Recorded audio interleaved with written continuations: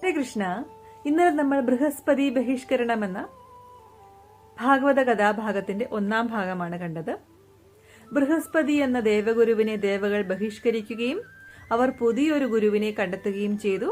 വിശ്വകർമാവിന്റെ പുത്രനായ വിശ്വരൂപനായിരുന്നു അത്. വിശ്വരൂപൻ പക്ഷേ ദേവകളെ ചതിക്കുകയായിരുന്നു.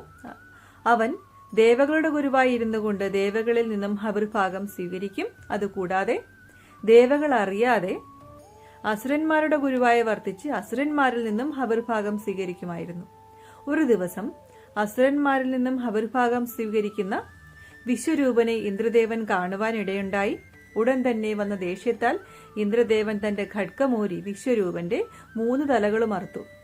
ആ തലകൾ ഓരോ പക്ഷികളായി ആകാശത്തിലേക്ക് പറന്നുപോയി. അത് കണ്ട് ഇന്ദ്രദേവൻ പേടിച്ചു വിറച്ചു. ഉടൻ തന്നെ വിശ്വകർമാവ് തന്റെ പുത്രനെ ഹനിച്ച ഇന്ദ്രദേവനോട് പകരം വീട്ടാൻ വേണ്ടി ഒരു ക്ഷുദ്രയാഗം നടത്തി. അതിൽ നിന്നും ഒരു ഘോര രൂപം പുറത്തു വന്നു. ആ രൂപം കണ്ട് എല്ലാവരും ഭയന്നു വിറച്ചു. ഇന്ദ്രദേവൻ ആ രൂപത്തെ നേരിടുവാൻ വേണ്ടി തന്റെ സൈന്യവുമായി വന്നു. പക്ഷേ തോറ്റു പിന്മാറേണ്ടി വന്നു. ഓടിപ്പോയ ഇന്ദ്രന്റെ പുറകെ ആ അസുരനും പുറകെ പോയി. എന്നിട്ട് ആ ഘോരരൂപം വിളിച്ചു പറഞ്ഞു, എടാ നാണം കെട്ട ഇന്ദ്ര, പേടിച്ചോടുന്നു. ധൈര്യമുണ്ടെങ്കിൽ എന്നോട് നേരിടൂ. ഞാനാണ് വൃത്താസുരൻ. ഇനി ആരാണ് ഈ വൃത്താസുരൻ എന്ന് നമുക്ക് നാളെ കാണാം. അപ്പോൾ എല്ലാവർക്കും ഹരികൃഷ്ണ.